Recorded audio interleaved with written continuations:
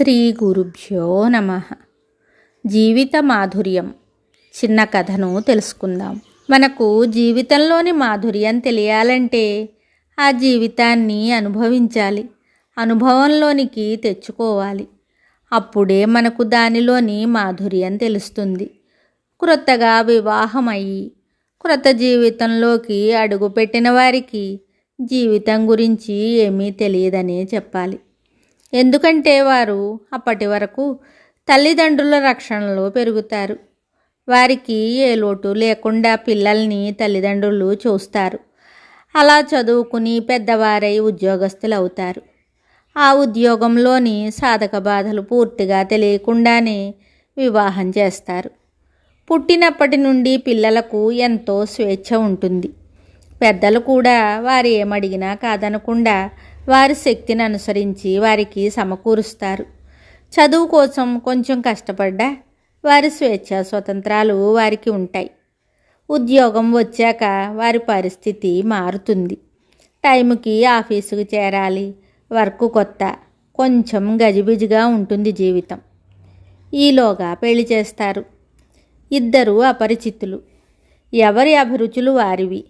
ఇలాంటి వారు వారి అభిరుచులకు అనుగుణంగా ఎవరికీ కష్టం కలగకుండా నడుచుకోవటం అన్నది కొంచెం కష్టమైన విషయమే, అయినా అసాధ్యం మాత్రం కాదు. ఎందుకంటే మన జీవితం మన చేతిలోనే ఉంటుంది. దాన్ని ఎలా మలుచుకోవాలో, ఎలా ఉంటే అది మన జీవితాన్ని స్వర్గతుల్యంగా మారుస్తుందో మనం మనసు పెట్టి ఆలోచించాలి. ఆ ఆలోచనకు అనుగుణంగా అడుగులు వేయాలి. ఏ ఆలోచన అయినా భార్యాభర్తలు ఇద్దరూ కలిసి ఆలోచించాలి. ఎవరి ఆలోచన బాగుంటే దాన్ని అమలు చేయాలి. ఇందులో ఎవరు గొప్ప అనేది కాదు, ఎవరి ఆలోచన మంచిది అని మనం చూడాలి.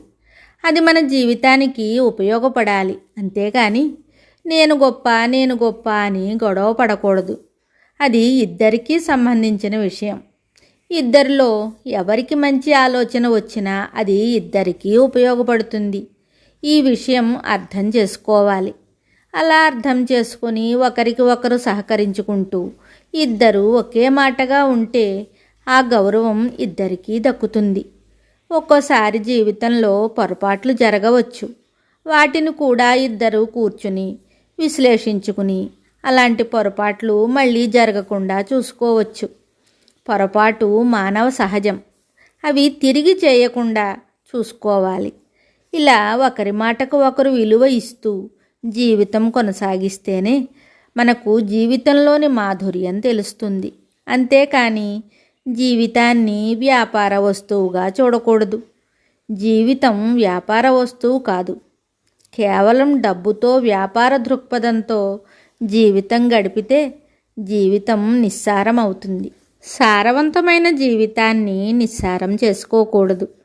జీవితాన్ని మధిస్తేనే దాని నుంచి అమృతం వస్తుంది. అప్పుడు ఆ జీవితాన్ని అనుభవించేవారికి దానిలోని మాధుర్యం తెలుస్తుంది. ఊరికే చూస్తే తెలియదు, అనుభవిస్తేనే తెలుస్తుంది. అంత గొప్ప అనుభవయోగ్యమైన జీవితాన్ని అనుభవించి దానిలోని మాధుర్యాన్ని ప్రతి ఒక్కరూ ఆస్వాదించాలి. శుభం.